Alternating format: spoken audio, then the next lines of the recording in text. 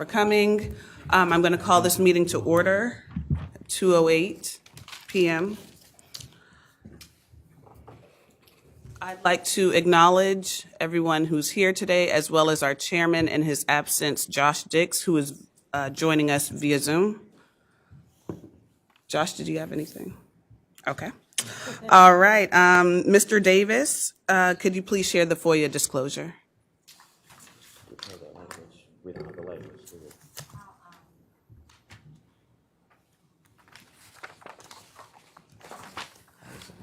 Oh, you got it. Look at you. I hired the right people. Kidding me. In compliance with the Freedom of Information Act, notice of this meeting and agenda were posted and furnished to all news media and persons requesting notification. Thank you. Do we have any public comments? Seeing none, I'm going to just give us some housekeeping for today. We have our consultants in town, Justin Carney and Miriam Keller, to share a lot of information today about our strategy moving forward. And if I could ask everyone to hold your questions until the end so that we have a chance to get through all of the information in a timely manner. Next up, approval of minutes. Has everyone had a chance to review the minutes?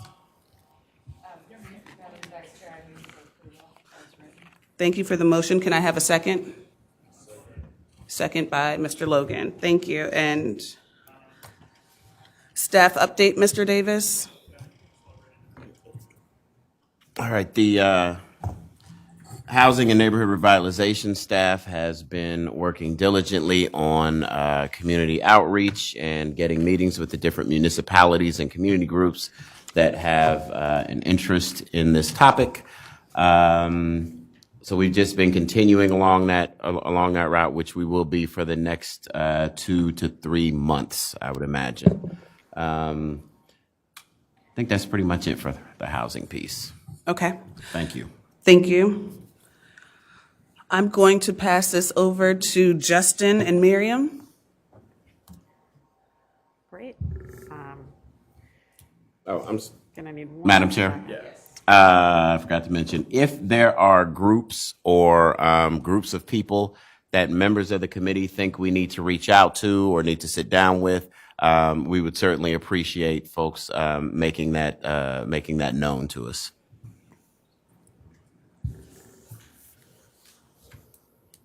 There. Yeah, I was looking for that. So we have, if you can give us just a moment, we're trying to get a facilitation tool up that we're going to use to keep track of some notes this afternoon. We had some IT issues, so we couldn't use our computer, so we're trying to do it through the county's computer here. Oh, no. That happened.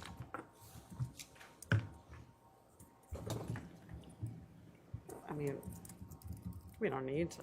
No, I know. Use it. If it comes up, it'll. There we go. Good deal.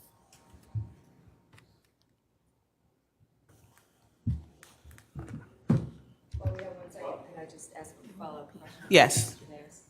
I appreciate the opportunity to suggest different groups that you would want to check in with. So maybe you could send us a couple of examples of the types of groups you're hoping to, locate, just so we don't send you ones that, don't really fit your game plan. Sure. Great. Let me wait to let this go. No. Is it not?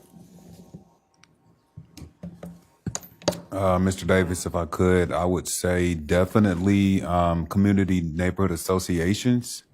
I know I sit on the board of the Community Neighborhood Association in North Charleston and right down the Southern District area, so I could definitely speak to some people around it whenever you guys need that. So if you could give us some specific names, because we've had a heck of a time finding a current list of those community associations. All right, I can do that. Have you gotten from the city? We have, but the information was kind of spotty. So there are definitely some community organizations we want to get in touch with, particularly the neighborhood that 995 Morrison sits in, and a couple others where major development is happening. We want to get to those communities, but the information we had from the city was not current.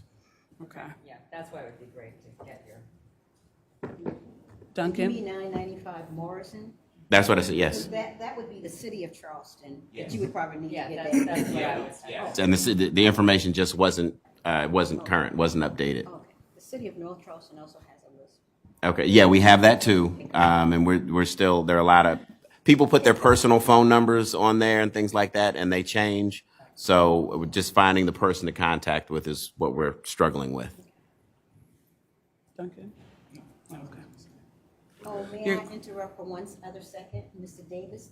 That group of community leaders from the city of, from the city of North Charleston, they meet on a monthly basis at the city. So that might be a good time for you to visit that group and speak with those presidents. They're all presidents of those neighborhood associations. Okay, well, do you know what that meeting or group is called? Because that they didn't notify us about. Yeah, it's a, yeah. Okay, if you guys could get that to us, we would be more than happy to sit Yeah. down with them. That would be great. Yeah. Okay, I believe we're all set. Yes, Justin? we are. Thank you. Thanks for being patient there with the technology. Good afternoon.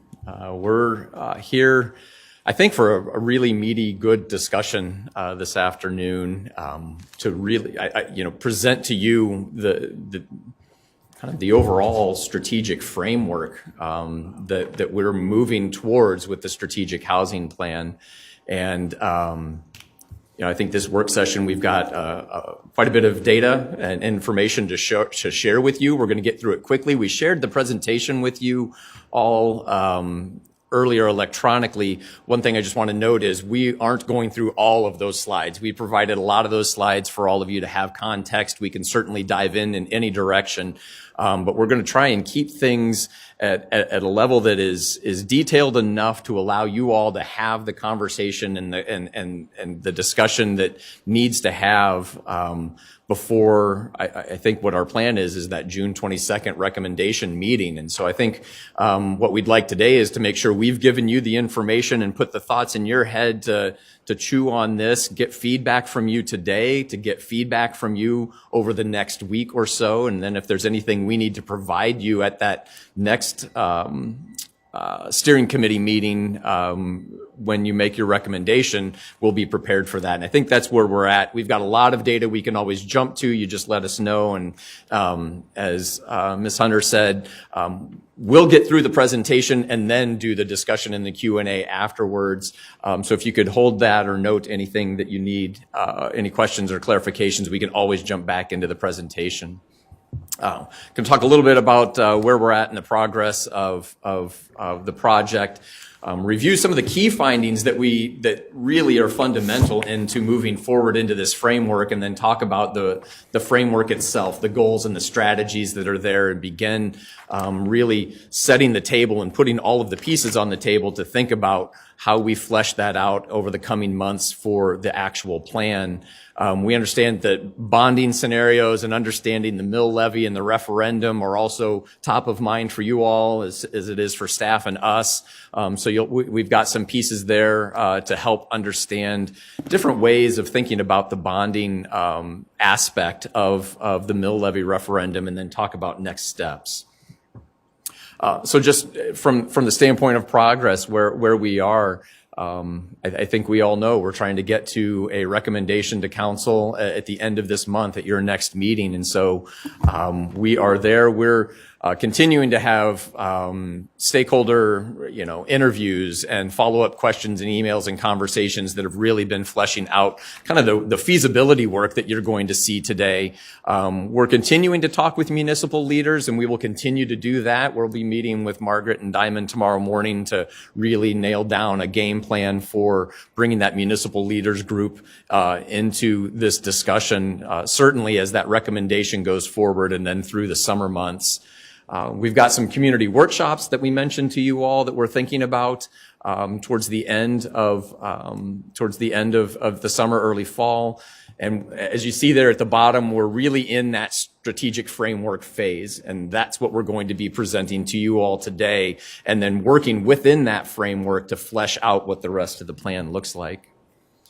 So what are we trying to accomplish today? We're going to, establish this framework. We're going to put this framework in front of you and talk about what the goals are, the tools and the strategies within those goals, and get you all comfortable with the direction that we're heading. A lot of this framework then can be part of the messaging to the community. It'll be part of community engagement with municipal leaders and community residents and community leaders as we talk about this housing, strategic housing plan. And how that can also then just build awareness, build education towards the referendum in November. We want to provide, like I said, a little bit of information around the referendum language and the bonding scenarios, and sort of think about what are some of the pros and cons, benefits and trade-offs of different types of scenarios. Looking down the road, we're going to be getting feedback from you all on specific strategies, specific timing, specific partnerships, the targeting and sizing of each tool, and really starting to flesh out what this framework looks like. And then, as I said, we'll be talking to you all as well as with staff on what the community workshop approach could look like, and where do we want to have them? How do we want to assure accessibility and equitability in those activities? And what partners could we use to help make those workshops a success? So just to remind you all, I think this is one of the last slides we presented to you all last time, really understanding that as we think about housing in Charleston County, we're thinking about the production of new housing, the preservation of existing housing, access and stability of housing for folks that are already in it, but maybe in a tenuous situation, or maybe not an ideal situation where their housing stability is in question. And then thinking about capacity of the community, the capacity of the community development ecosystem to actually deliver the services, the preservation and production of housing. We talked a little bit about, different ways to fund and incent that.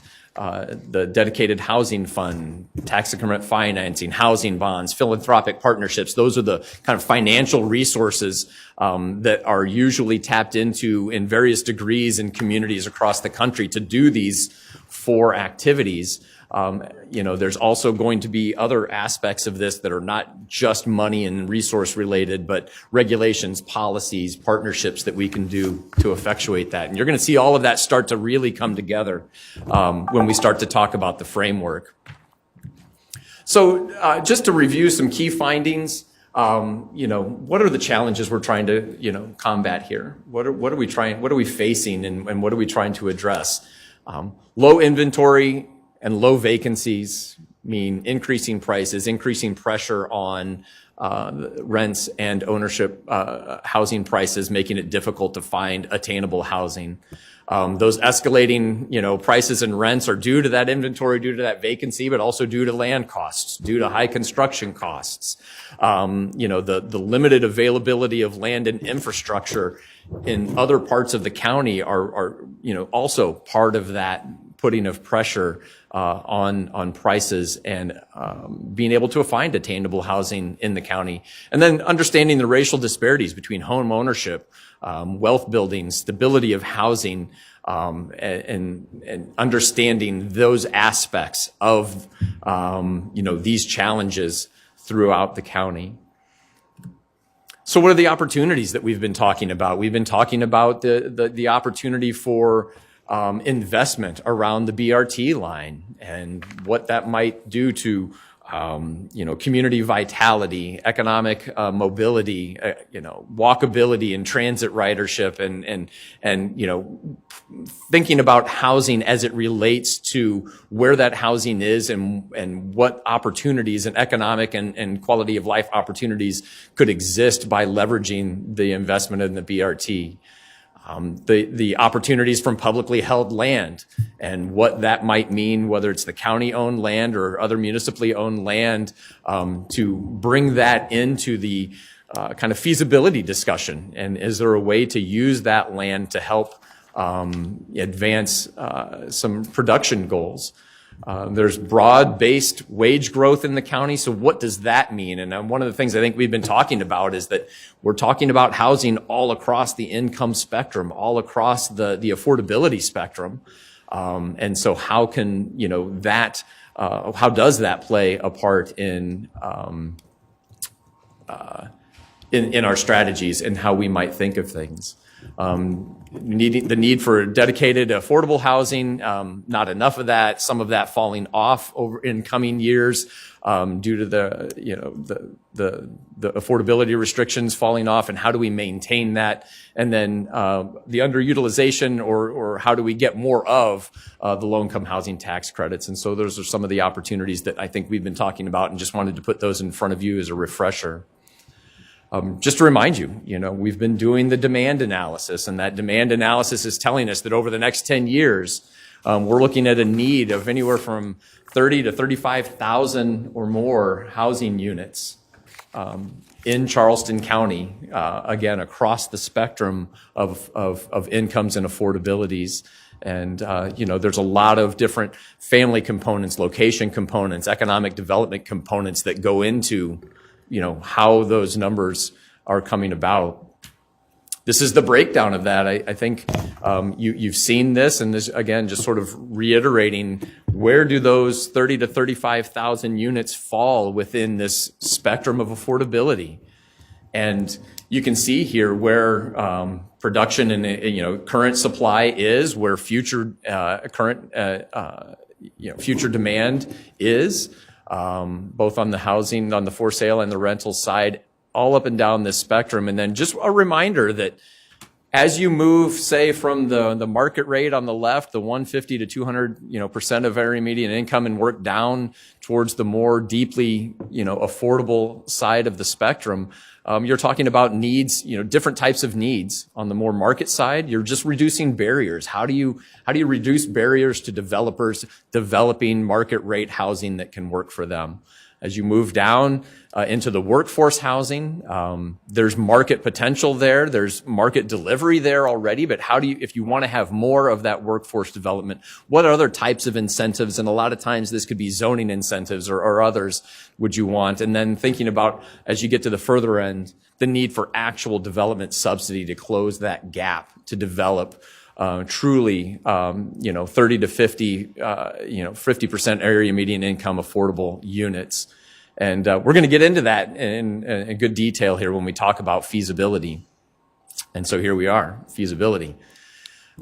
Just to kind of orient you to this concept of feasibility, this is going to be pretty basic, but we didn't want to assume that everyone is sort of versed in this nomenclature or understanding how this is. But when you think about how a house gets built or an apartment complex gets built from the market perspective, there's land acquisition costs. You buy the land, you need to construct the unit. You've got architecture and engineering that has to happen. You've got permitting fees. You've got financial costs, overhead costs, and then a profit built in there for a developer to take the risk to develop that property, right? And so all of that factors into the cost side. And then when you sell that for sale property, or you rent that rental unit, there's a market value associated with that.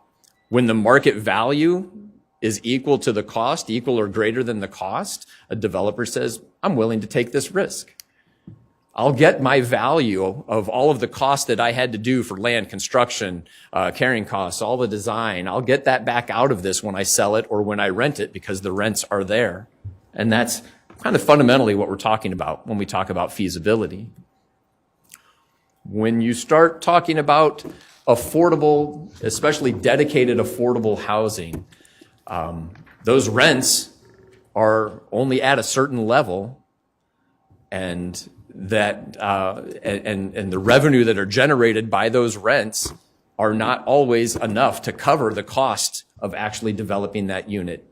And it's kind of as simple as that. It's just a balance sheet kind of equation that says, I've got all these costs to develop this affordable unit. The market's only going to let me charge this much rent from an affordability standpoint. I've got a gap between what I can get from the market and what it costs. And what we need to think about is, how can we be a part of filling that gap in order to get that affordable unit delivered?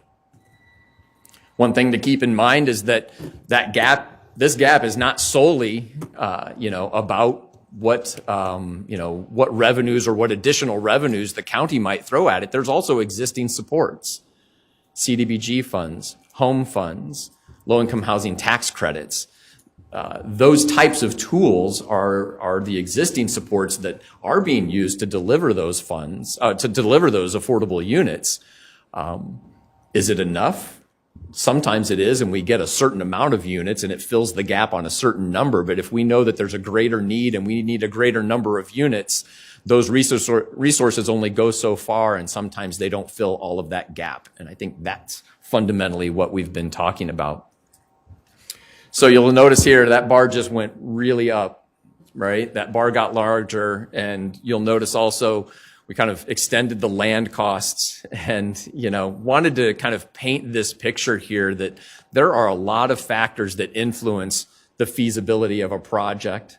And one of the things that we're demonstrating here is location and land costs, especially in Charleston County, and as you move around Charleston County, are a significant component of that feasibility equation. And land costs for, depending on where you are in the county, can be significant and can be a significant contributor to the overall costs.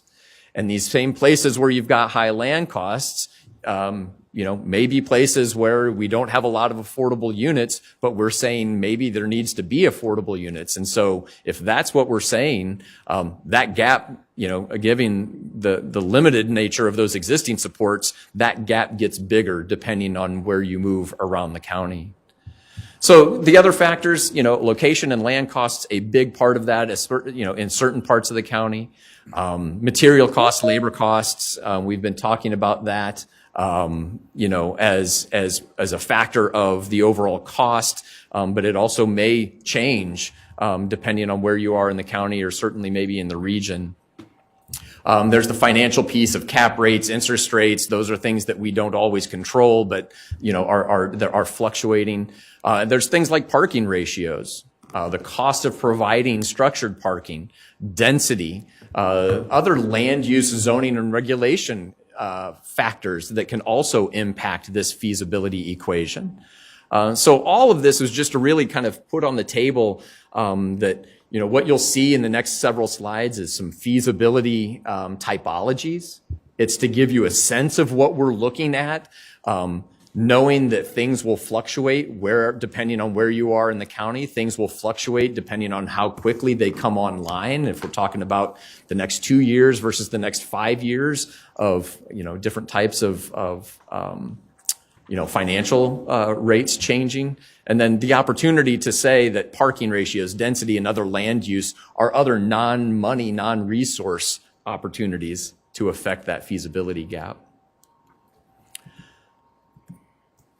So we took, from that general kind of overview, just want to kind of move into 3 different typologies or scenarios to illustrate the differences in gaps that you might see. And as we think about what kind of units are we wanting to promote, what kind of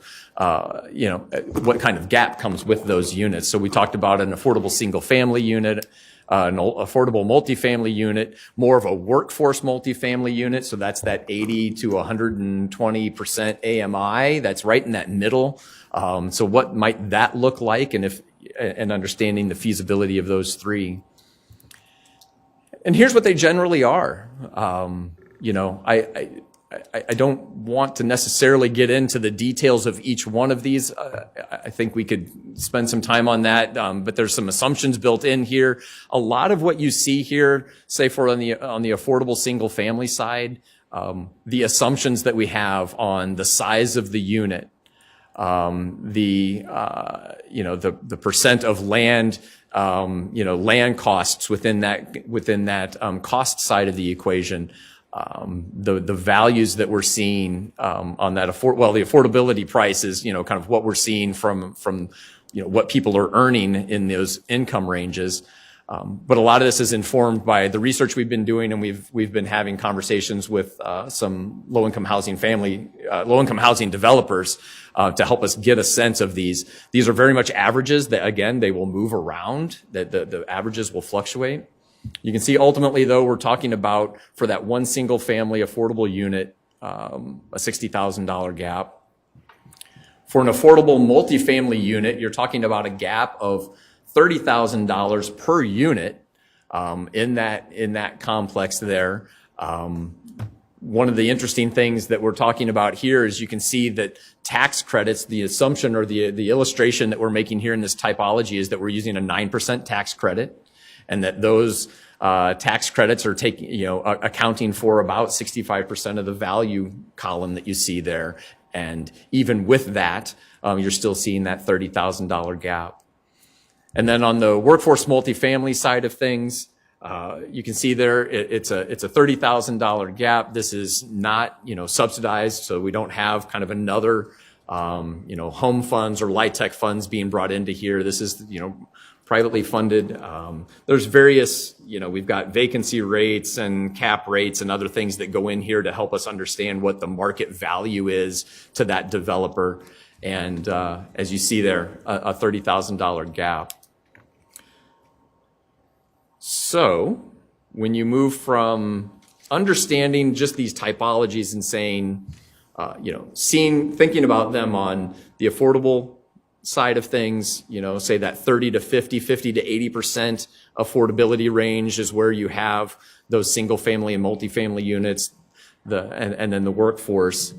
We plug that back into understanding our understanding of demand across those income spectrums. Do I have a pointer? I probably don't. I got a mouse. All right. So this is the 11,300 units within these three income ranges, these three AMI ranges that we talked about. This is the affordable housing range. Here's some assumptions just to get to a number. If those are our gaps for single family and multifamily rental and for sale, within this distribution of these affordability ranges, and just kind of needed to peg it somewhere. So we're saying that these are all less than 80% AMI. We're throwing in some assumptions on how much home funds, how much LIHTC could be used, because we know what has been done annually.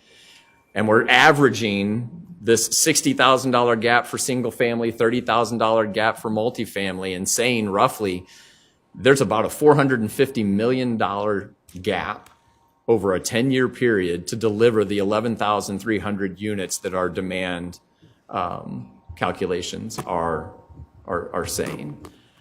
I got one caveat. I'll hold it for a second. No, I'll do it now. So the one caveat of this is that those other funds and those tax credit funds that are filling some of that gap, we don't have enough of those funds to actually throw an amount at that 11,300.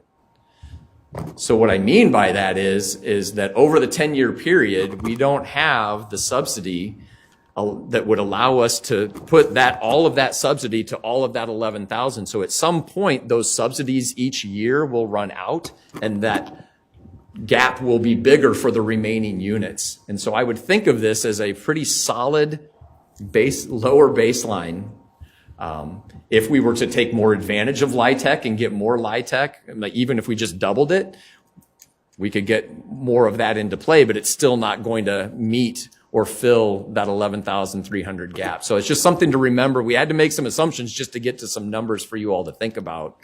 And Miriam, is it safe to say this 450 is sort of like almost the bottom? Rock bottom. That's the rock bottom, she says. All right. So it's the rock bottom of what we would need for gap funding over a 10-year period for those subsidized. On the workforce On the workforce multifamily, we've identified within that 80 to 120 range, 5,600 units of need, of demand over 10 years. $30,000 gap per unit is about $170 million needed to get all of that workforce housing there. So I know I'm not entertaining questions, but I don't want to rush off this slide because I think this is kind of the fundamental piece of when we start talking about, the mill levy and bonding and not bonding and those kinds of things. These are the numbers that we start to think about. I think we're going to pivot here away from this. So what we wanted to do is just sort of set up the idea of feasibility, help you understand where these gaps come from and why there is a gap. And how that gap changes. It'll change, again, kind of depending on where you are at the county, but it also changes and depends on where you are along this feasibility, or I'm sorry, this income spectrum here. And we'll be revisiting this after we talk about the broader framework. Yeah, and I'll add just really quickly that, in many of these cases, the gaps can be closed in ways other than, direct funding. Especially, I think, in the workforce situation, I think other tools relating to, density set aside in addition to funding are kind of all on the table. So, in thinking about building a framework, really the only thing we've put in front of you and have put in front of you just very briefly, right, is that kind of list of all possible tools to look at, the production, preservation, and so on tools. We have not gotten your feedback on if that's the right list, what's missing from that list, and in service of what goals should we be thinking about what belongs on that list. So the conversation about the strategic framework today is really to have that conversation. What are the goals that, would be the foundation for a strategy moving forward? What is missing from that list? And then a sense of the priorities and also key questions to shape the priorities going forward. So what we're putting in front of you today is not at all set in stone. It really is to have a conversation and get your feedback. So the first piece of this is, what are ways just at the very highest level to think about how to direct these strategies? And we put goal language to 5, what we're calling strategic goals. So the first, reduce barriers to adding needed housing supply. And that, again, is kind of thinking across the entire spectrum. The second, invest in creation and preservation of attainable housing. The third, support stability and security. Fourth, increase equitable access to home ownership. And the fifth, expand capacity of the entire local housing ecosystem.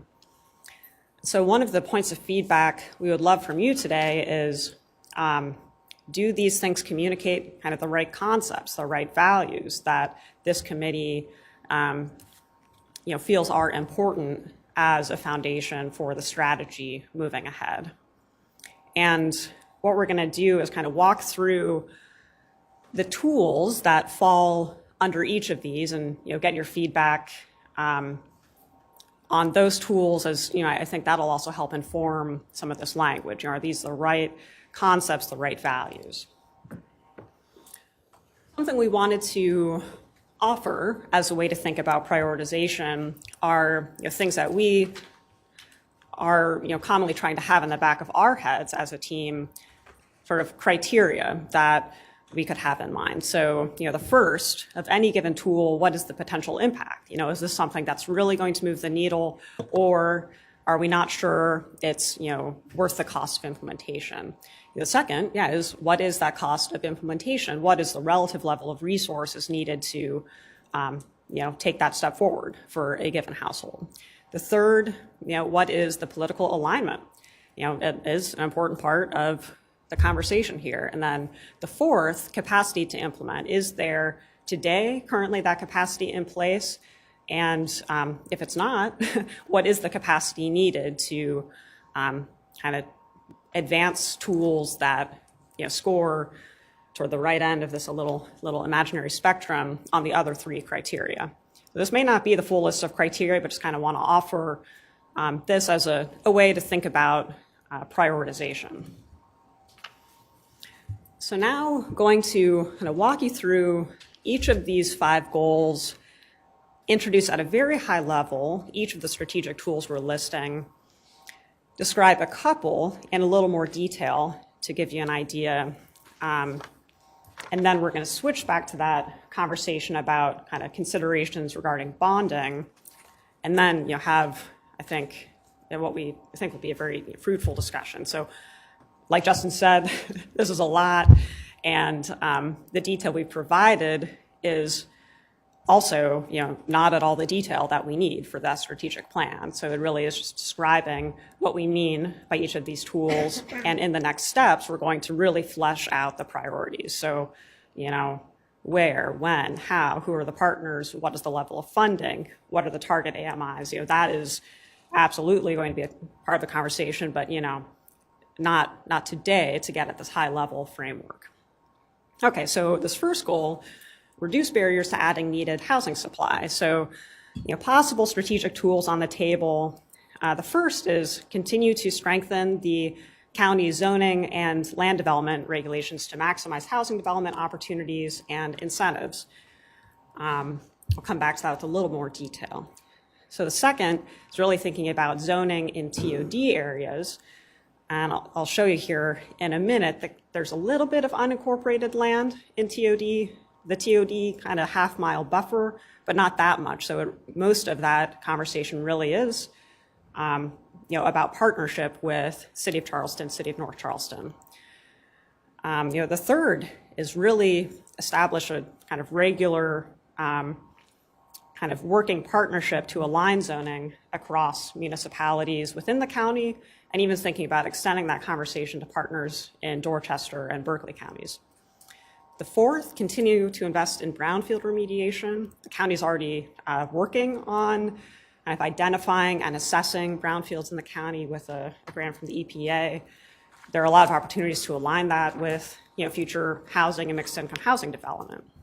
And then the fifth is thinking about these issues of infrastructure outside the urban growth boundary. Are there rules for the county to partner on infrastructure with municipalities where either there are current needs today or kind of opportunities to grow in the future that could really help meet certain types of housing needs?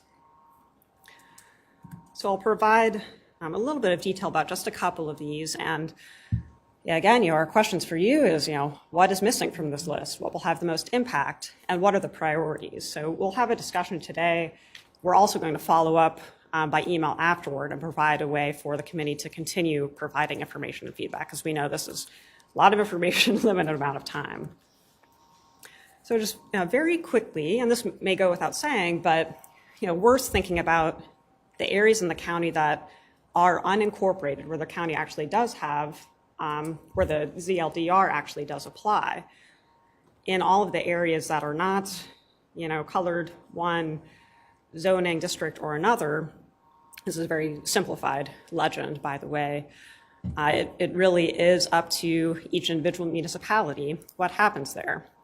And as you can see, based on our mapping, there are some unincorporated pieces of unincorporated land within this half-mile buffer around the Low Country Rapid Transit line.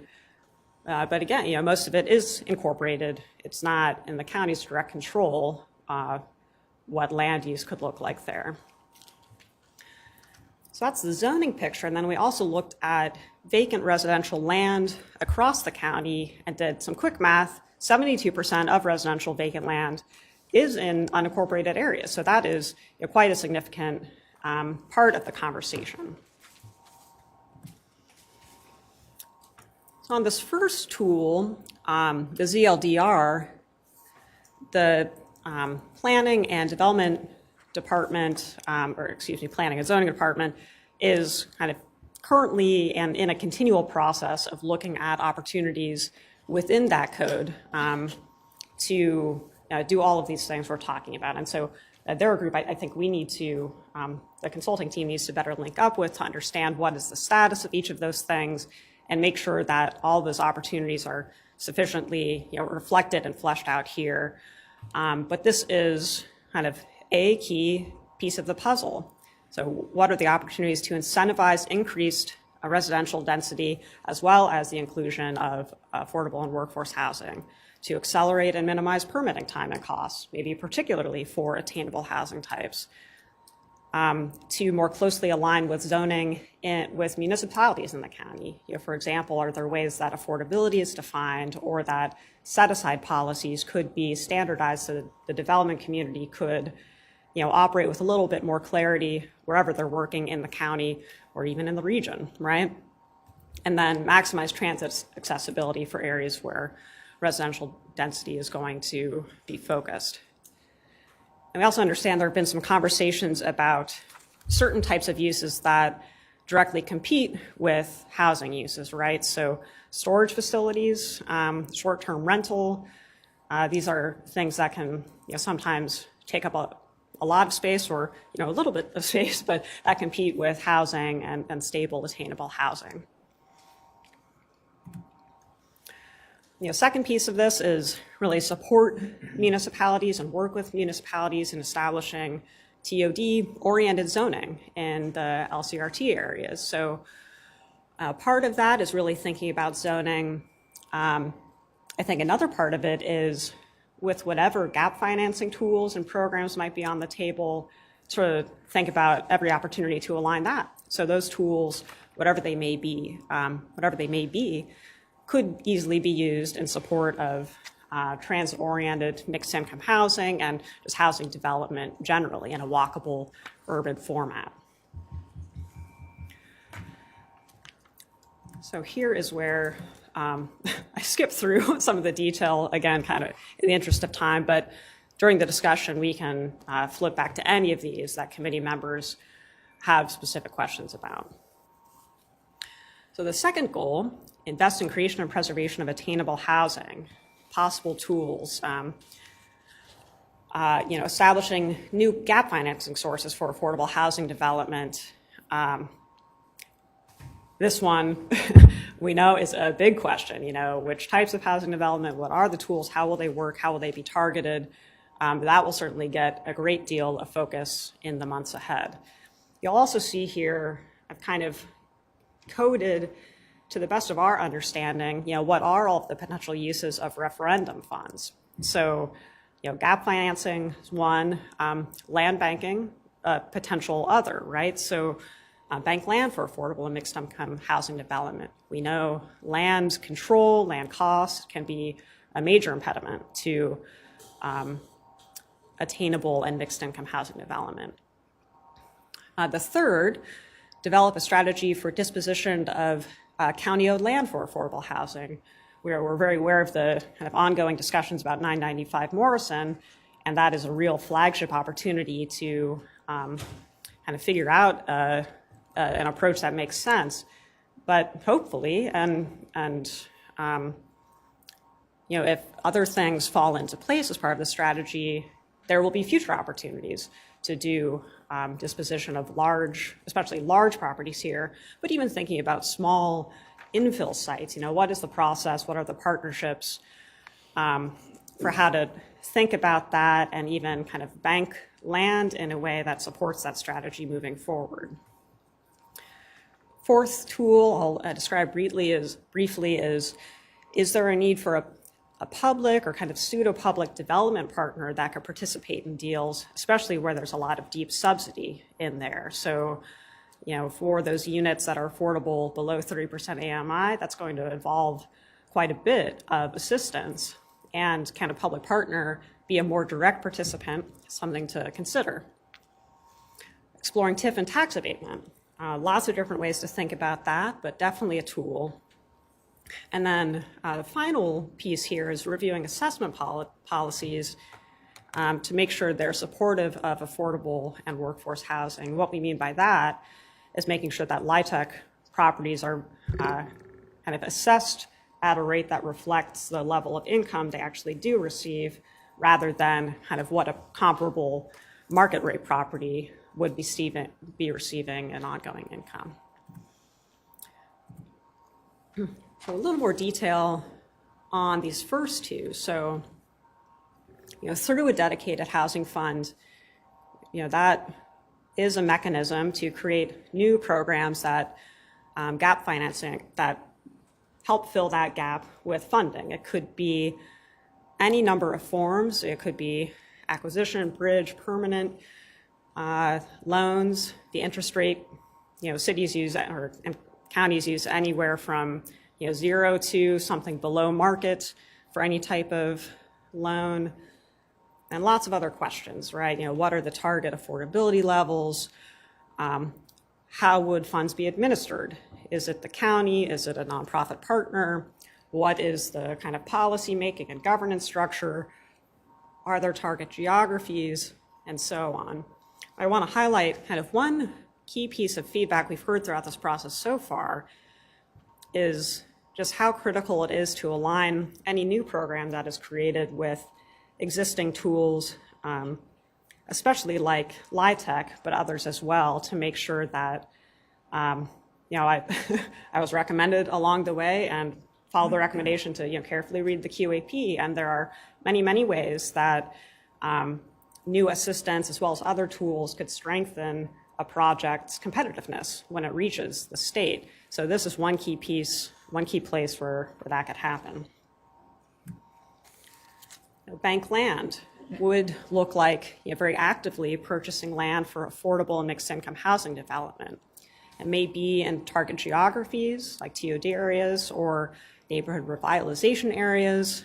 And questions here too, options about who holds this land. Would it be held by the county itself? Would it be transferred to a nonprofit entity to hold in advance of their development?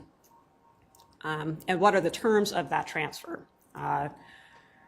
Is it a sale? Is it a ground lease?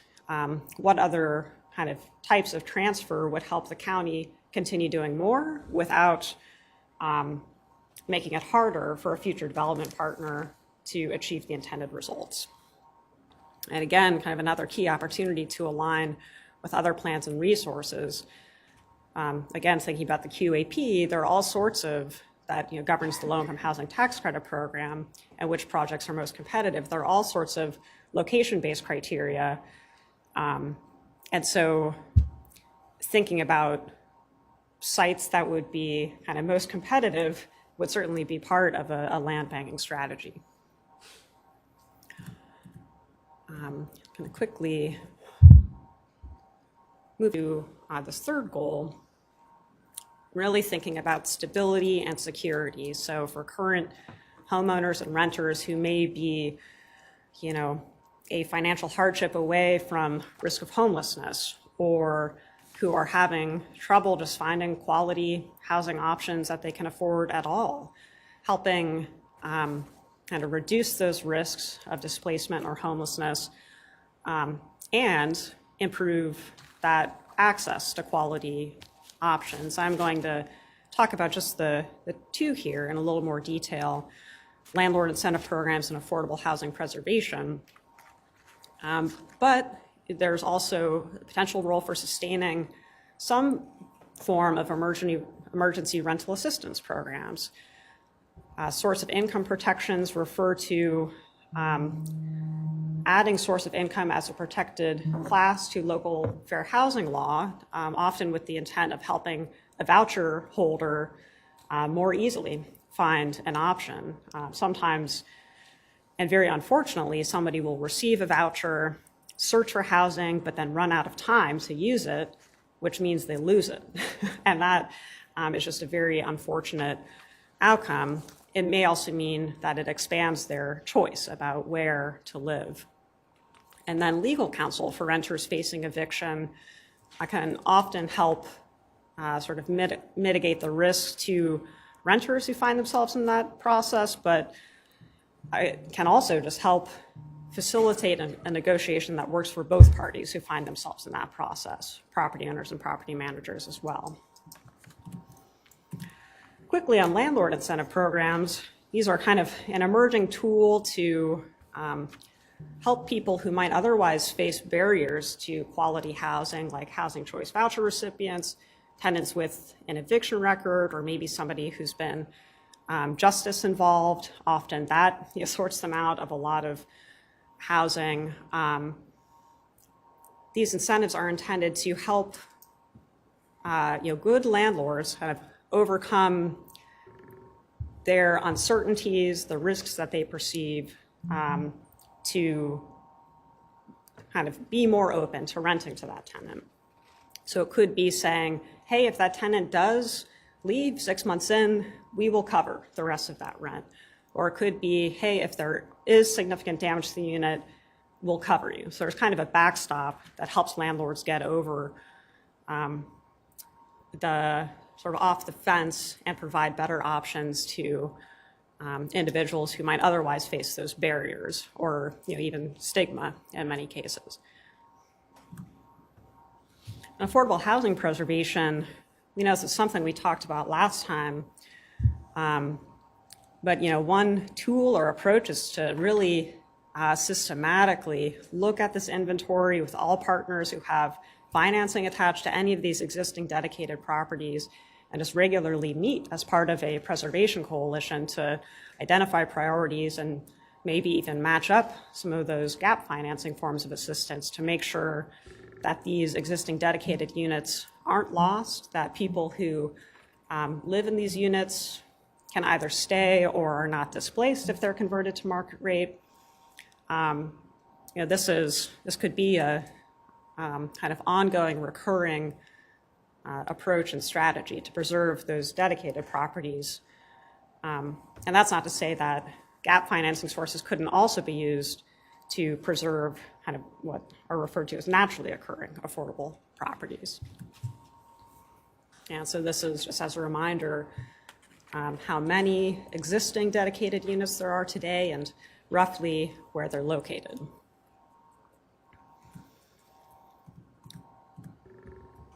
So the fourth goal focused on homeownership, and we've added a word, equitable, because we've seen in the data, and we've also heard in community conversation, this is, both a concern and a value or a priority. So I'll talk about the first two in a little more detail. We also know there, is work already underway by community land trusts active in the county. Is there an opportunity to fund more organizations like that or help expand those organizations and the work they're able to do? We've heard an interest in shared equity models like community land trusts, but also cooperatives. What are the opportunities for the county to be a partner in that? And then exploring tax abatements or rebates specifically for low income or long-time homeowners who, as rapid property appreciation has occurred in their community, may be facing quite an escalated property tax burden that will make it difficult for them to remain in that community. And there are policy options for how to remove, if not every kind of displacement or market pressure, at least that property tax burden. And a couple of examples on that detailed slide. But speaking specifically about down payment assistance, and I think really many of these same things I'll share applied to home repair. There are many, many down payment assistance programs and home repair supports already that exist. And so with a tool like this, expanding those, I think our recommendation would be really to kind of convene all partners who are currently involved in that work, catalog everything that currently exists, and identify, what are the gaps in both need and capacity, and go from there. So maybe there's a need for a new program, maybe there's a need for funding existing programs, maybe there are other barriers in place that need to be worked on, or maybe it's a combination of all three. Repair programs as well. So convening and identifying those gaps, and then from there, determining where and how additional resources could fill those gaps.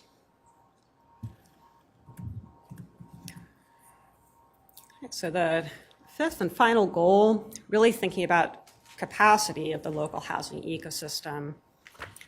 And I'll be speaking in a little more detail about the first three, but the fourth and fifth ideas I'll briefly describe. So, we understand that there are many, heirs property holders throughout the county who are sitting on a land asset, in some cases, property that may be appropriate for future housing development and growth, but there are barriers in legal and financial barriers in kind of tapping that asset. So could there be a program providing specific technical assistance to those property owners that would help them kind of tap that asset to build kind of wealth for those owners while still providing needed housing? And the fifth, sustain capacity within the county to advance key priorities. So, who is that dedicated team within the county that every day is going to kind of move the ball forward in each of these dimensions? Or rather, we have the team today. How do we make sure that team is there long into the future, to keep adapting, keep pushing this forward, and so on? So what are the sources of funding to provide that support? So quickly, on the first three, we know this is probably kind of top of most folks' mind, right? What is that dedicated housing fund that provides those gap financing and other programs? That this is, very clearly a way to use this referendum resources. And so, this will be a focus of the conversation going forward, along with detail along other strategies. But I did want to highlight here kind of the opportunity to continue to explore additional funding sources. In other communities, you see a great deal of participation from the corporate and business community in some of these things. So maybe there's an opportunity to seed it, demonstrate early success, and continue building that work and expanding the capacity to do more.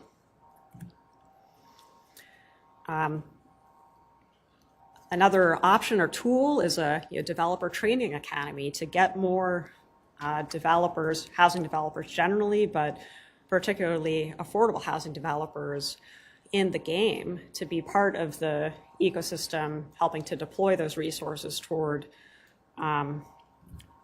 funded by the dedicated county housing fund, to help translate those dollars and programs into real built projects. How do we build the ecosystem and build it in an inclusive way?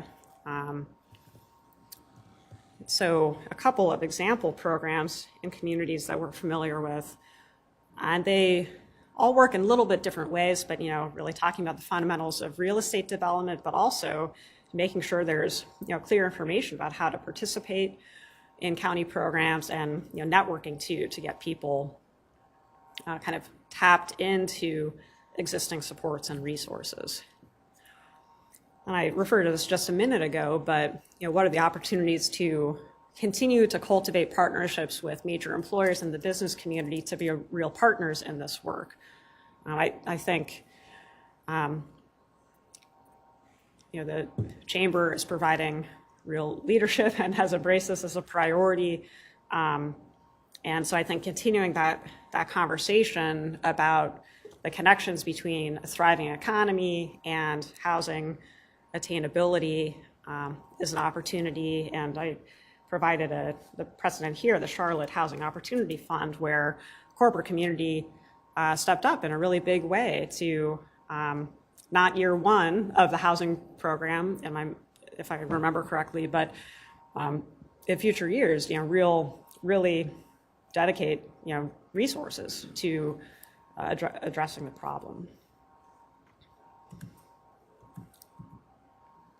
So I know we just threw a lot at you, just a little bit more before we shift to discussion. Phew. Okay. We know it's a lot. Hopefully the framework, though, is starting to pull these pieces together as we think about the 5 goals, what we're trying to accomplish from stability to preservation and production and services and ecosystem, and how those are starting to come together in an overall framework. And that's the future of the plan, certainly. We know that top of mind right now, the referendum, the mill levy, part of that conversation is whether or not, or when and how much, all of those questions, you might be thinking about bonding as it relates to the new revenue stream. So what we've tried to do here is put together a few scenarios, I guess, with some assumptions built in to help you understand at a major level, what might be considered if there's a bonding question on the referendum coming up. So just to remind you all, right, going back to this is where we ended the feasibility conversation, kind of the bare minimum of $450 million of gap over 10 years to provide, some sort of affordable for sale or rental units, another $170 million on that workforce multifamily unit. And so big numbers, and how do you get there? Certainly when you think about the mill levy, if you just do a 2 mill levy, I think we're talking about $8 million. Is that right? Roughly? Yeah, roughly $8 million a year. So that's not close to that. So, bonding some of that is an important tool that the county can leverage. Just wanted to throw this up here just to give you all some perspective that a 2 mill levy on the typical average county home of around $500,000 would add about $40 to an annual tax bill to generate the funds going forward. So as I said, that 2 mil is going to generate around $8 million a year, and there's an opportunity to bond some of that. You can bond all of it. You can bond half of it, a quarter of it, some percentage of it. You can not bond it at all. And there are pros, cons, trade-offs to all of that here. And, we're going to get into just some of the issues, I think, to highlight here. There's some caveats on the slide, and I'm not going to kind of dive into them here. When we say bond, bond all of the revenue so that $8 million a year is paying off a larger bonded amount. When we say all, it's not really 100% within our scenario. It's 95%. When we say, when we're talking about the units that could be produced with the bonded amounts here, or with, not just the bonded amounts, but if we don't bond, even just the $8 million a year, on the units that would be available in the first 5 years, we're assuming that 75% of the available funds would be for production, with another set aside for other activities that we've been talking about today. So just some caveats and assumptions that we're making to just get some numbers on the screen here for you to react to. If you bond all of it, we're looking at the possibility of about $130 million a year for the first 5 years. It could generate, given kind of our feasibility assumptions and some of the spending assumptions that we've got here, an additional 620 units in those first 5 years. It's an annual increase in production of about 7 times the number of units that are being produced on an annual basis right now in the county. And at the end of those 5 years, this is what you've got to show for that mill levy and that bonding. And then there's no other sort of undedicated, unencumbered funds or flexible funds available for other activity going forward. The money is paying off the debt of the bonds. Scenario 2, you can see, it's 50%. If you're not bonding all of it, is there different rates of, are there different bond rates and different things going on that might affect, these numbers here? Very likely, but at the level that we're doing this analysis, we just cut it in half. So that's going to give you $65 million for those first 5 years of work, and then it's going to also leave $4 million of that $8 million a year kind of unencumbered. And you can see 380 units and some resources remaining after those 5 years to be able to do other activities. And you can kind of just see obviously as the bond number goes down, the amount that you would have from sort of a flexible, not paying off the bonds over after the 5-year period goes up. But the number of units goes down. And there's some trade-offs here about what you're able to do. I think it's important when you think back to all of the conversation that Miriam has provided today within those 5 goals, and think about, when we say resources, we're talking about financial resources, technical assistance, land. It doesn't have to be money. So maybe you don't want to bond all of it, and some of it's those resources so that you can do other activities, help with the services, help with preservation tools that may not come directly out of this. I think, one of the other key considerations here that isn't really reflected on the table, but it's something that we think about, and I think we've continued to put in front of you, is what is the capacity of this development ecosystem in the county to actually deliver, if we wanted to, 620 additional units. This is additional to what's that ecosystem's already producing, right?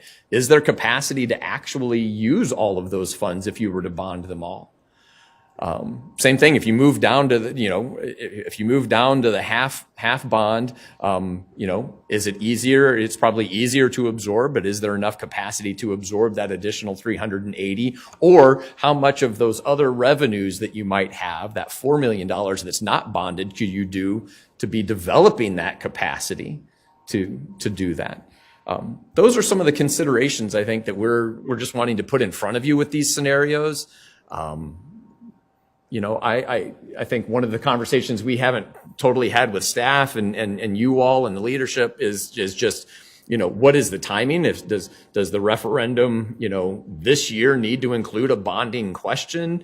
If it, I think there's some question there. I think there's some question that even if the bonding question is this year, do they have to bond immediately, or can there be some time to develop some of that capacity and do some of the short-term wins and successes then that could launch, the bonding program in year 3, let's say, or year 4. So those are some of the questions that we haven't gotten into, but we have at the top of our mind when we think about the bonding. And I forgot about this slide, so this is everything I've been talking to you all about for the last few minutes. I think that's, I think when we think about it, it's, not only the capacity to absorb to be able to absorb the units and the money that's out there to create those new units once you bond. I think that dictates how much you bond, when you bond. I think there's also a big question, the last one here on the question side of the page, is what are the needs for the flexible funds? In this scenario, depending on where you are and how much you're bonding, you have $4 to $6 to $8 million that aren't going towards the debt service of the bonds that could be used by staff and partners in the county and what have you, to continue to do other things. So what are those needs, and how can that inform where you might land or where the county might land on the bonding question? So I just want to pause for a second before I do the last 2 slides and before we head into the discussion to say, this is the framework that we're putting in front of you, and I'm really excited in the next 45 minutes to get your feedback on that.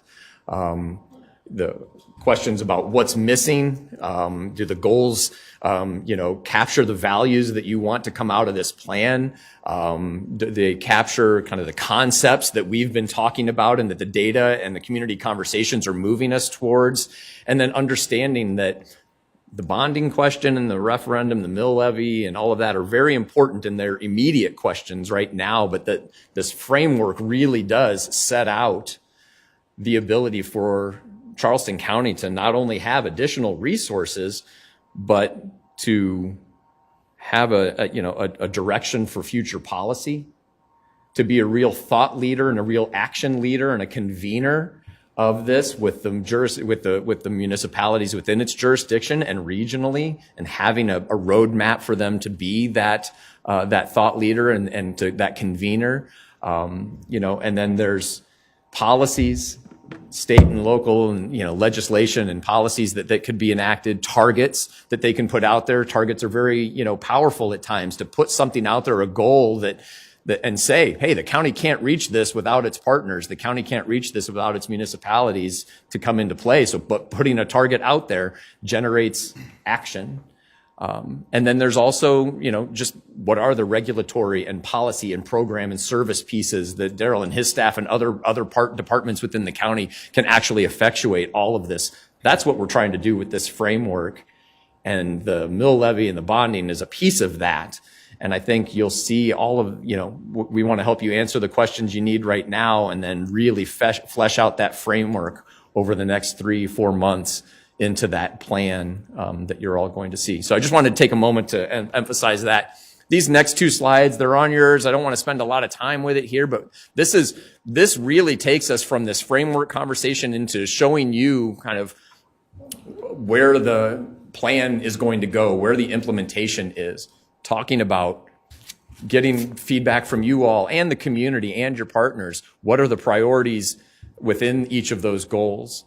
What is the timing of those activities that we could do? And, some of those maybe we need to do one thing before we do another, or we just know we're not quite there yet, so we've got to wait. So there's a timing question, a priority question, and then also just how do you get it done? Who's going to do it? Where are the resources and the funding? And you notice that mill levy referendum column doesn't fill in all of those tools. It's not designed to actually do all of the things that we've been talking about today, but it's a key part of it. But then understanding how these other parts fit together. And that's sort of a tease, I think, of filling out that framework into what the strategic plan is going to look like in the next couple of months. Ms. Hunter, I will hand it back to you. Thank you, Justin and Miriam, for sharing the framework for our housing strategy. I'll open up the floor to our committee for our Q&A session and to give our consultants an opportunity to share clarifying comments. Could I just ask we're not expected to be making any recommendation decisions to that, right? So basically, we're just asking questions based on what we've just heard and read, and then I guess you're going to give us another tool to continue to be giving you feedback for the next 2 weeks. That is correct. Well, I did have a question, and it was from slide 24, when you talked about the vacant property in the unincorporated and incorporated Charleston County. Do you know whether all of this vacant land, what is the infrastructure? Is there infrastructure for building it already existing? Yeah, I'll just answer it.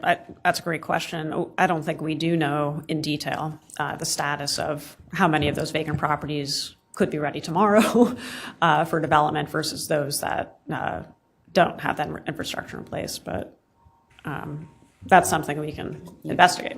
Because that would also add on another cost, would it not, when you're thinking about that?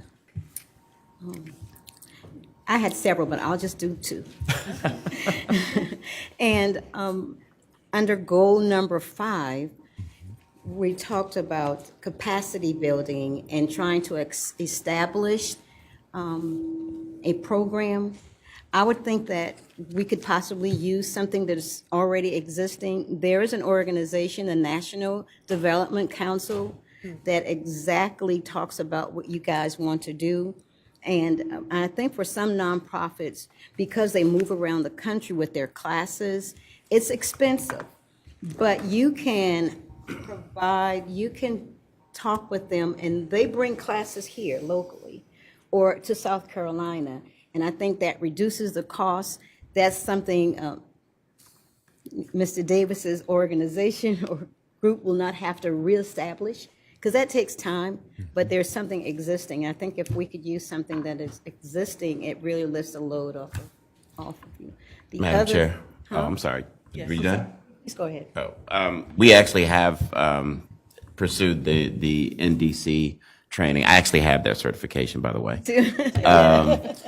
When we talk to our nonprofits, one of the concerns they had was that some of their staff aren't ready to take that. So we're actually looking at putting in place a class before that so that they can get ready to take the NDC training. Ms. Jackson? Thanks. I mean, I'm trying to think about this sort of from the top down. So in the early part of the setting the stage for the framework, you've got the challenges that, you know, we've all been experiencing, investigating, researching for many years. And I think, and I'm trying to see this through a lens that I don't have, which is usually, you know, I'm all in, but I'm trying to look at this from what I'm calling the disinvested leaders and voters and the people that defeated the referendum the last time, but even more so the people that are now, you know, feeling the real life pain of the current economy with the inflation and, you know, uncertainties that there might be a recession around the corner and things like that. So I'm thinking that in the list of challenges that are at the top, that people who are in that disinvested, why do I need to care about this category, could read most of those and think that, well, it's just a short-term market-driven problem for our region, that if we just, you know, wait long enough, the market will correct itself like it always does. I mean, this happened to me in Northern Virginia, you know, during the Great Recession. It was like, well, we don't need to put any more money into, you know, subsidizing housing because all the housing is going to be cheap in the next couple of years. So I do think that we need to somehow rewrite it, as much as this is going to be in front of, you know, the public or the decision makers in July. I don't know what your plan is for that, but somehow we have to rewrite those challenges so that they speak more about the systemic problems that we know we have that aren't going to go away. Communicate that we've got these future forward sustainability conditions that, you know, hopefully, even if we do have some sort of, you know, dip in the economy and challenges with inventory and things based on inflation, that we're always going to have this regional situation demographically where we cannot produce the housing that people can afford to buy or rent. So that's just one of my top-down one. The other one is not top-down. It's one of your strategies under, I think you put it under the stability category of looking at opportunities to build infrastructure outside the UGB. I made the same pitch when Mr. Davis joined a lot of the housing thought leaders in the ULI had a work session a couple weeks ago, and I think putting, even though that may never hold water and it may not go anywhere and it may just be one of the tools that, you know, should be explored in the future, the urban growth boundary has such a lightning rod value for the conservation and the environmental advocacy industry.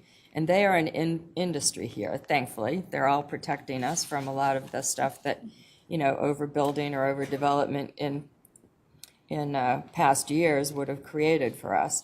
But that they are 100% more organized than any sort of housing and community development advocacy arena. And I just think that if that was on the list in anything that's published or presented to the council or in public, that will be the thing everybody focuses on. We're going to pit housing against conservation, and we will be done. So I would strongly recommend that we not put that one out there. And then the other two things another maybe, you know, minor strategy, but maybe it's important in terms of things we need to be researching.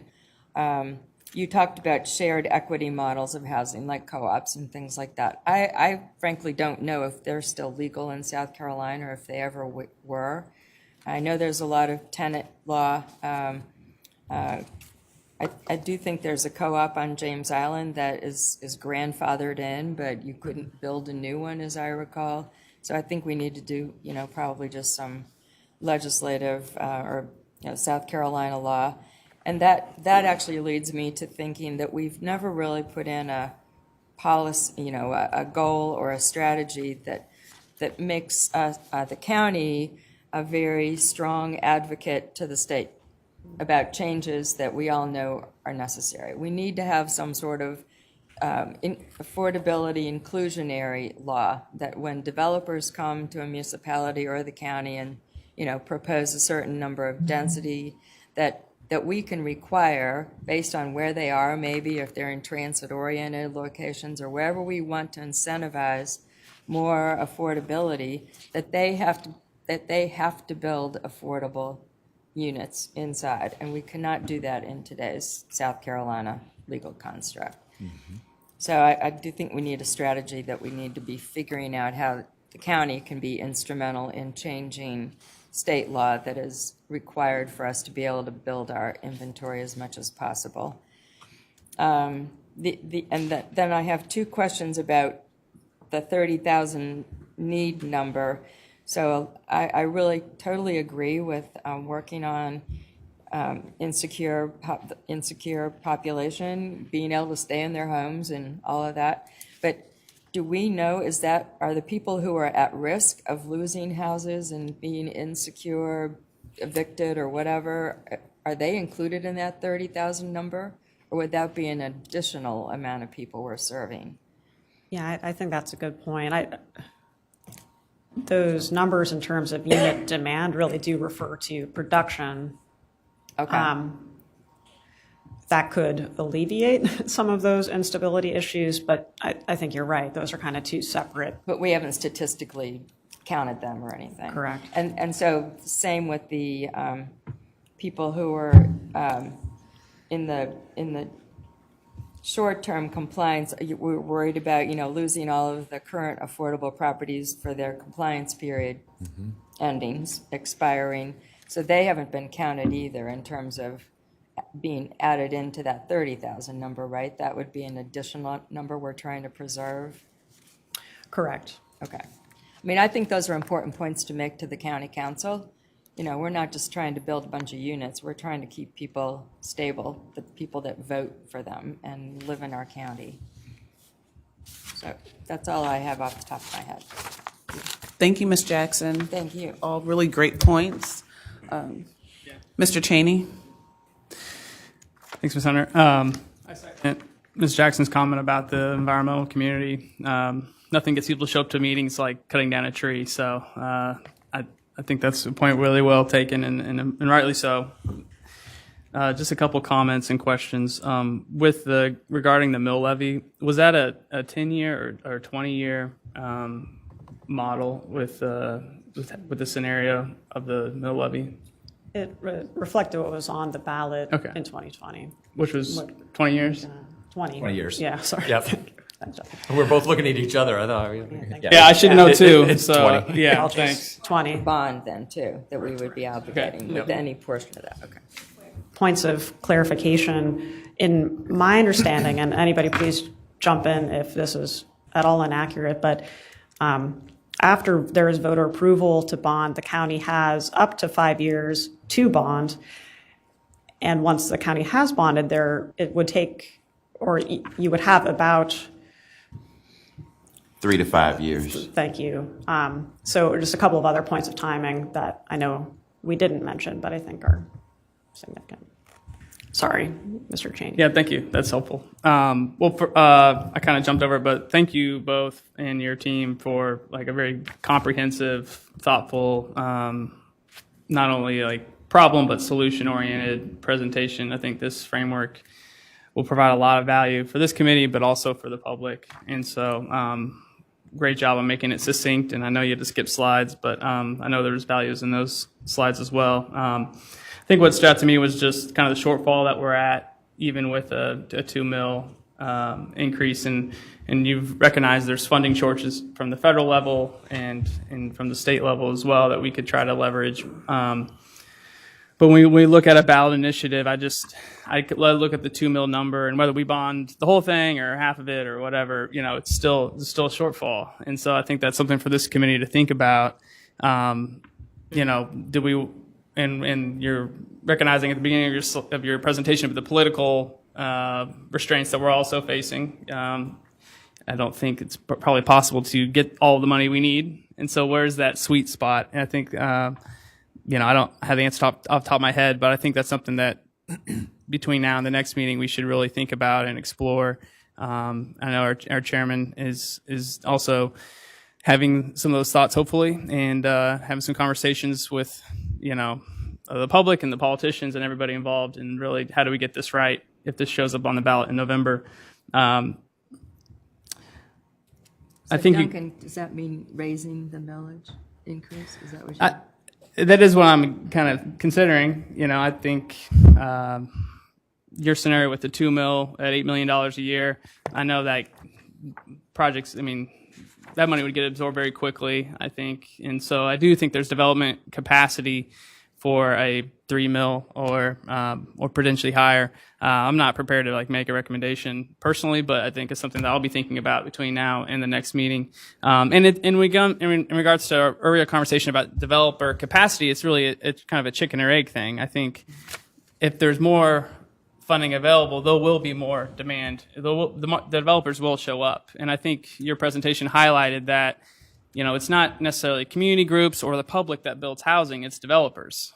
And so if we get this right, we really need to think like a developer here, and what will attract the private sector and the nonprofit public sector to apply for these funds, use these funds, deal with the regulations and the hurdles, because this is, as I've mentioned in prior meetings, this is the hardest development type to build.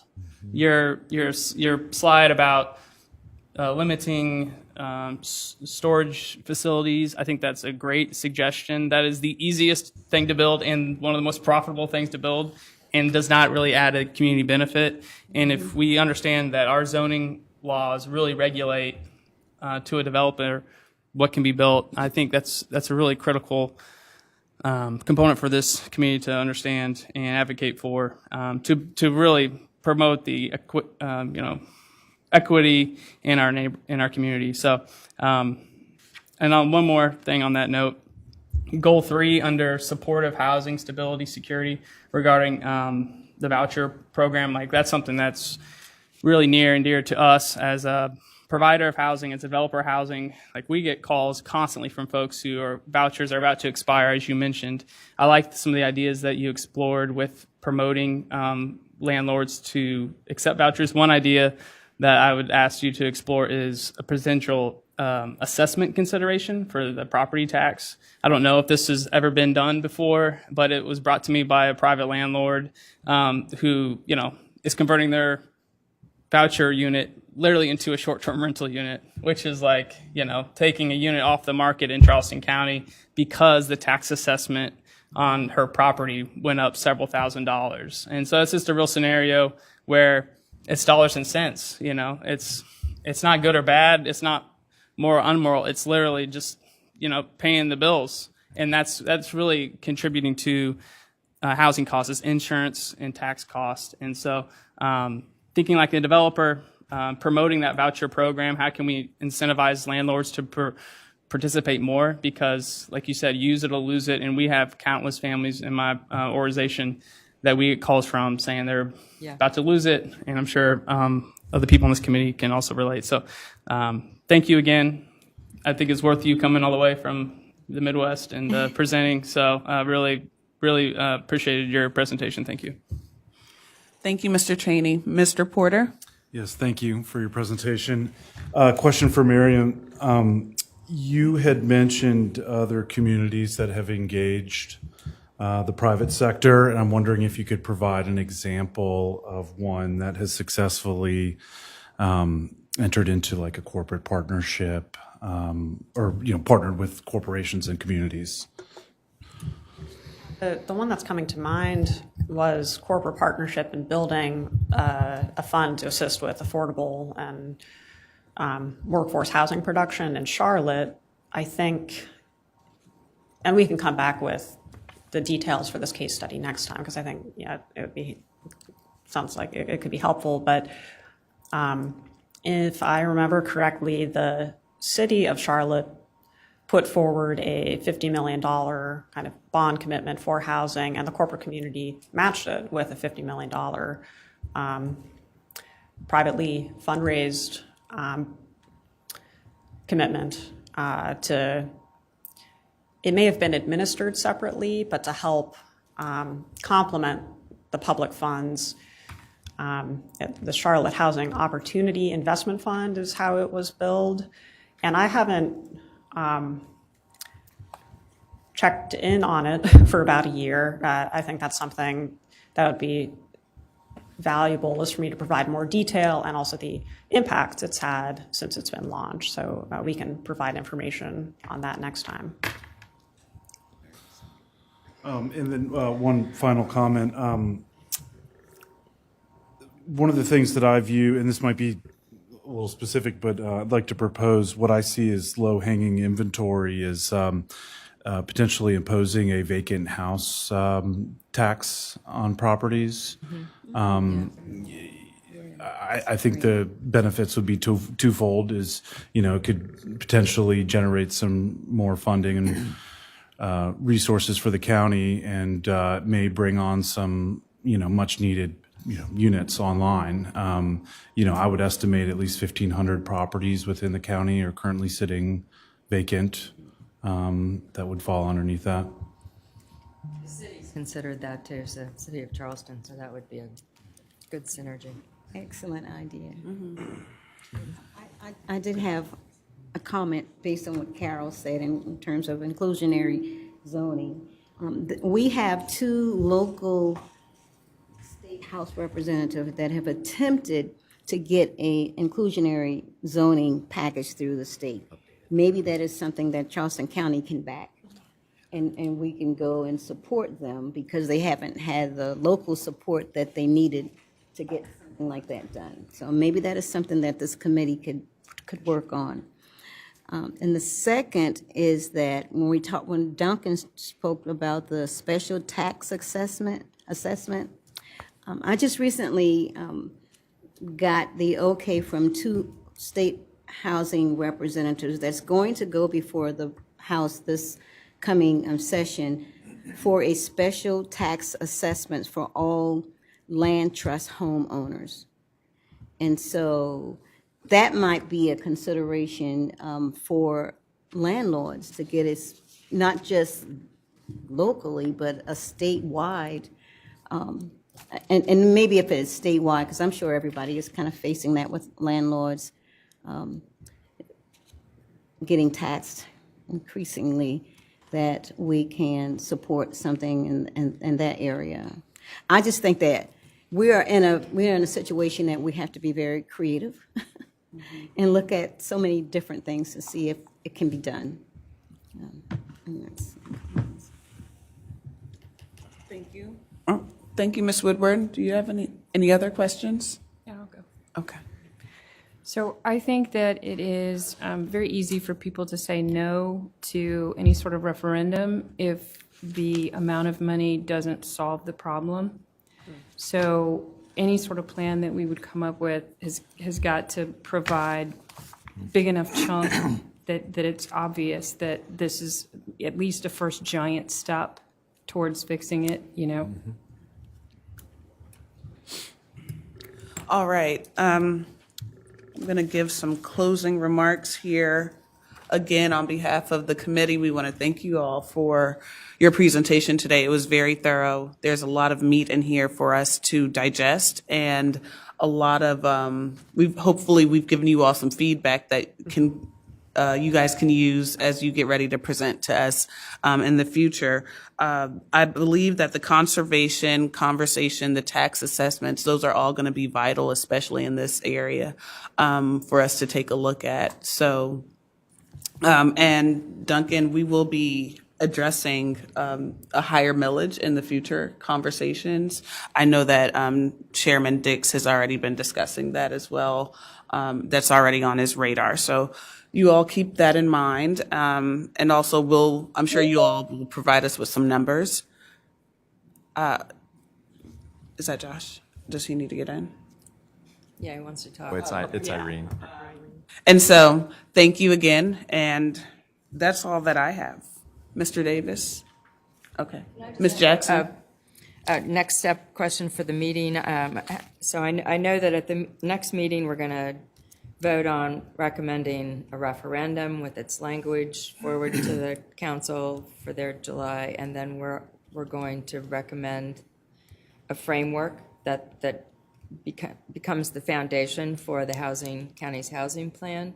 So just in terms of how much of this PDF and the slides do we expect that the county council will focus on in July? Are we going to be looking at a document that we have to think through their minds in order to, decide should all of these slides be in there? Should we sort of rearrange priorities, or what will be the focus of the document that we put forward next time? So I don't know if it's for me to say anything. I mean, I've got a couple thoughts, but I don't want to go first. Daryl, if you've got. Okay. I guess from my perspective, the framework is going to be the framework because that's going to be what's published and that's what's going to be in place when we ask folks to vote. So I don't think we have much of a choice but to give them the entire thing. I certainly agree with exactly what you said. We're going to be conscious about how it's organized so that they can digest it and do whatever deliberations they have to do. But that is what is going to be the framework for the referendum. So they will have to get the whole thing. Okay. And I would just say that from our perspective, what we've shown you today in the presentation with all of the strategies is, it's the framework, but I think I want to just make sure that we're all kind of agreeing and comfortable with, there's the framework, which is, here's the big picture, and just understanding that there's still 3 months or 4 months of detail that need to flesh that framework out. And so when I think about the framework, I think about the goals, maybe understanding all of those different tools in a resource policy regulation kind of thought leader kind of perspective.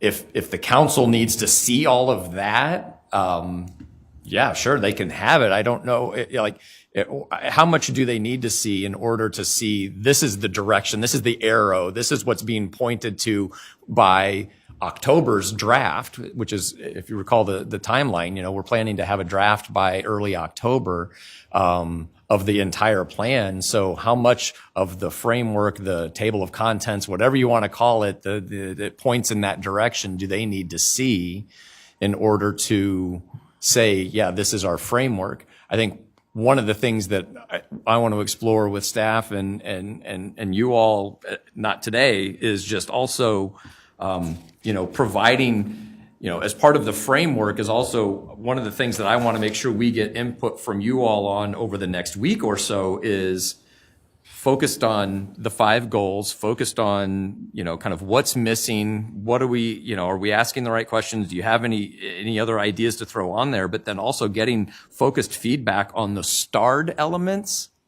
because those starred elements are what we see as direct strategies that will be linked to the referendum. And so at a minimum, to me, in my mind, for the sake of the referendum, it's the framework of the goals and the strategies that relate to the referendum specifically, not the universe of strategies, because I think that's the plan and we won't have any more detail than what we've presented to you all now.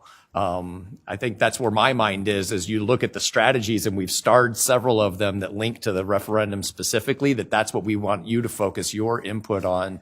And we'll be sending you out a link. It just didn't work today for us to show it off, but we'll send you a link to provide that feedback. And just to clarify one thing, there will be an executive summary or a briefing that we will do for council so they can digest the important parts of it. And then typically what happens is we give them the entire document for them to peruse as they wish. Well, can I just comment about that? I mean, I totally agree with the direction that I think Justin is steering us into. In a perfect world, we probably wouldn't be going to the county council in July if we didn't have to have this referendum decision, right? And so having a preliminary, more detailed document that will just get everybody in the weeds and sort of grabbing onto their ends of the elephant that we all know can, you know, just distract and waylay good decision-making. I think less is more for the July 12th. We're focused on the council being confident that there is a robust framework for how to do housing in the county that's going to be developed in a plan that they'll see by the end of the year before they have to make any trigger decision about bonding.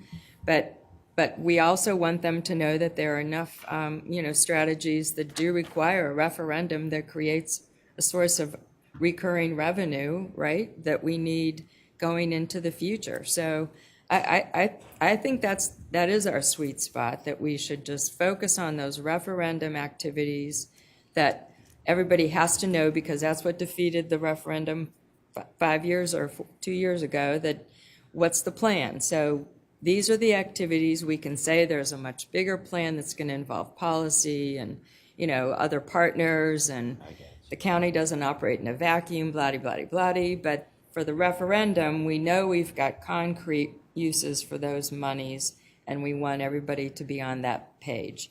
I think if we give them the whole report as well done as it is right now, we're just going to be getting all of those, differences to come forward, and we won't be anywhere in August. So that's my personal opinion. Okay, that's not a bad idea. Definitely not a bad idea. I think that's perhaps something this committee should vote on, about whether to offer the full framework or the parts related to the referendum. And if that's your decision, then that's the way we'll proceed. Okay. All right, so we have, can I get a motion to actually remove the entire proposal from the presentation to council? Why don't we make the motion positive that, I'll move that we take the activities from the framework that are directly related to the referendum vote that we want the county to put forward on the ballot in November.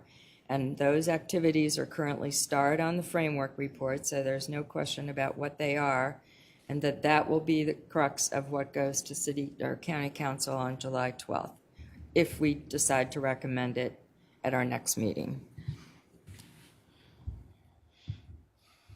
Do I have a motion? That's my motion. I have a motion. There's a motion on the floor. We need a second. Okay.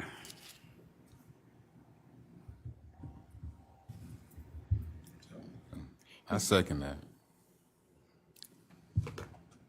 Motion has been second.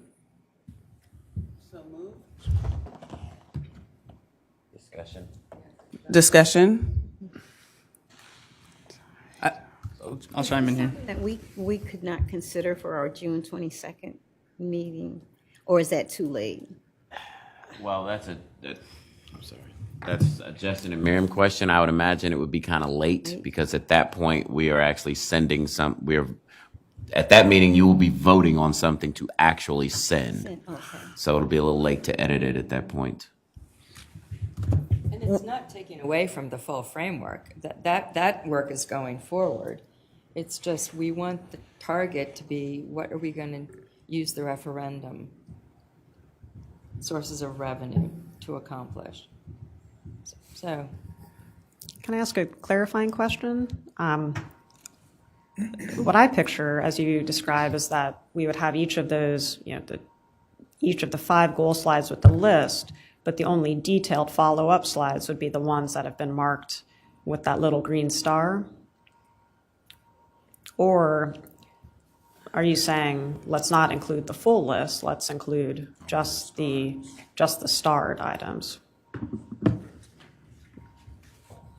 The latter, you That's think? what I was saying. Okay.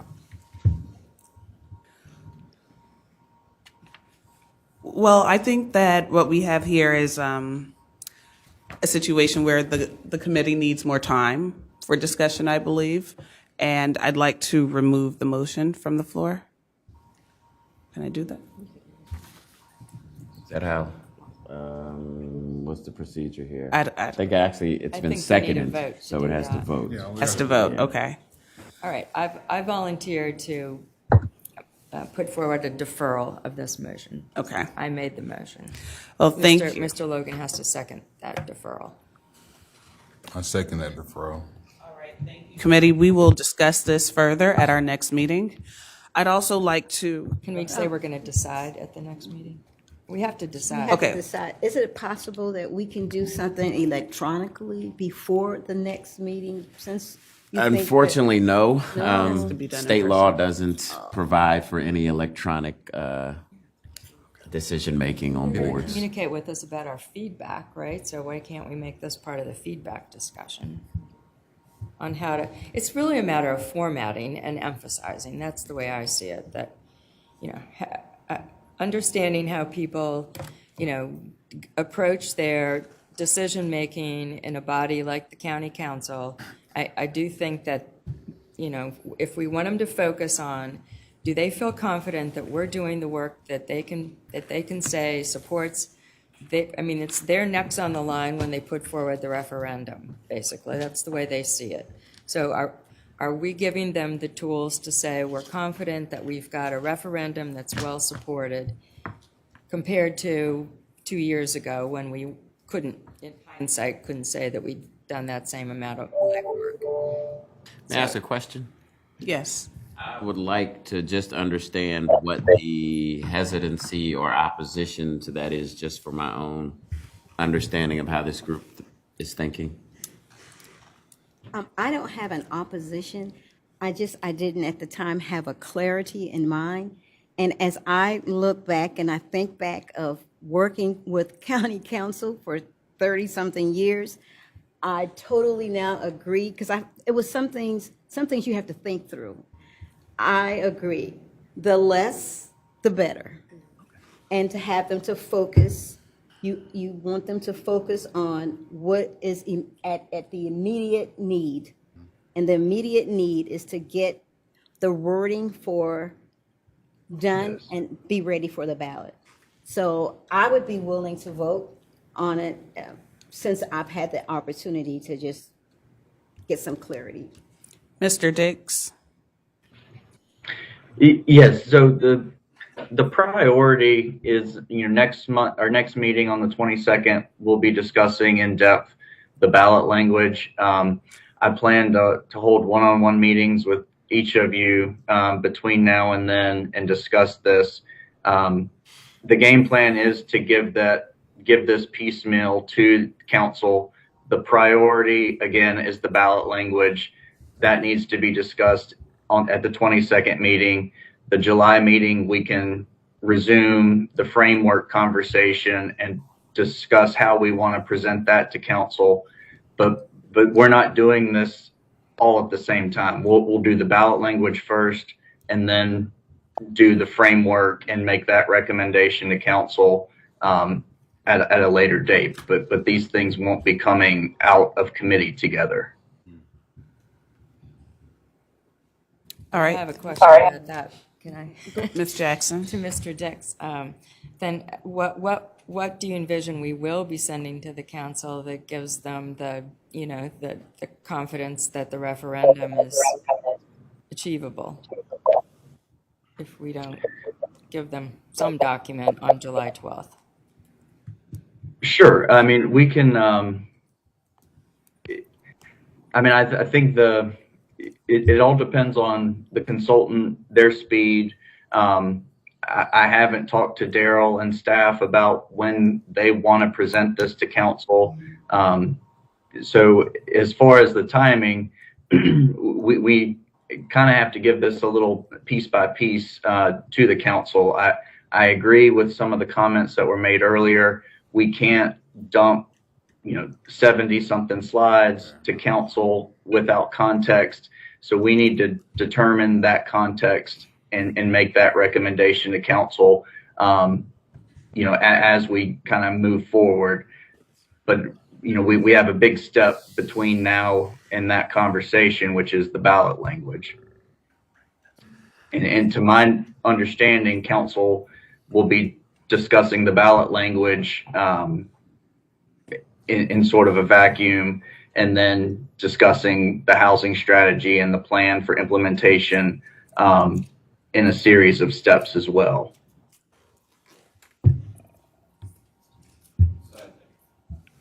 I want to be clear, because what the consultant does and what we do as the staff, I mean, we are here to serve this body. So we need to know exactly what we are bringing you next week in order for you to vote and do, and do what needs to be done. So I think as staff, I would like this group to make a decision as to which way we're going to go. And I'm not pushing one way or the other, but I want to be clear about what we are bringing you so that there can be a vote. I think we have to revisit the frame, what we just saw today. This will provide the context of, do we want to recommend a 2 mil or a 3 mil increase? I wanted this to be a presentation today so everyone could digest the material, and then next week we can resume this conversation. I think this conversation will drive the ballot language and what that recommendation to council is. And then from there, we can start to, really start to fill in the detail on the framework and, looking in a little more depth at the plan as Justin and Miriam work towards their draft come October. Mr. Davis, are you okay with that? I'm not sure it actually answers my question. So based on the information I have now, we would be bringing the full framework next week. Based on the information I have now, that's what would happen. Well, next week, the next meeting, I think we look at this presentation today to drive the ballot language conversation, and then in future meetings, put together the framework so that we can feel comfortable pushing that on to council. But I think the ballot language conversation is going to dominate the 22nd meeting. Can I say something, Ms. Jackson? Mr. Davis? I do think that if you go back and look through the 75 slides and pick out the items that are under the goals that are starred for that could only be possible if we have the source of revenue that a referendum will create, Mr. Dix, then I think we will have the conversation that puts us into the referendum language. The referendum 2 years ago had basically an example or a list of how a housing fund would be used. This provides even more teeth and solid ground for that, because it's been researched statistically, and we know the needs, and we know that the tools that a referendum will support can at least get us going forward in meeting needs. It's never going to be the full enchilada, but we've got to have, I can't imagine getting a referendum language as a county council person in July, knowing that the same sort of exercise was defeated 2 years ago, without having some sort of, more solid foundational documentation. So I think we're getting to where you expected us to be, Josh. Maybe it's an excerpt out of this document that we can all look at as a report, that accompanies the referendum language itself. and then make a vote. Do those two things go forward to the council? We know we've got this full framework, I guess, and you were going to try to fine tune that between now and the 22nd based on questions and answers to us. So if we have an excerpt out of this existing document with the green stars, reformatted, and then we've got the language, those are the two documents we can vote on June 22nd. That's the way I can envision it. Okay, and if nobody has a problem with that, I think that gives us enough direction to essentially deliver both, is what that boils down to. Yeah, I'll just chime in here. I mean, I'm excited about the full framework, so I have a problem. I have, part of me is like, well, why would we want to limit any of it? Well, 70 slides is a lot of slides, and you skipped over several today if we didn't get to see, and that's fair. I think we trust staff and the consultant to prepare a slide deck appropriate for council's time on this matter, and we'll do the best we can to educate if they have follow-up questions and what's left out. I fully trust staff to figure that out. Thanks. Okay. Okay, so I think we all have clarity now. Thank you. All right, thank you for that. Let's do that. So following up, just want to encourage everyone's attendance for our June 22nd meeting and the meetings going forward. Also encouraging you to attend the county council meeting so that you can kind of be aware of the temperature of our county council on this issue. And also that Chairman Dix will actually be reaching out to each member of the committee for a one-on-one sometime next week. So be mindful of that. And I vote that we adjourn. We're not too far off time. We did great today. Can I have a motion to adjourn? I'll move for adjournment. Second? Second. Did? Aye. Ayes have it.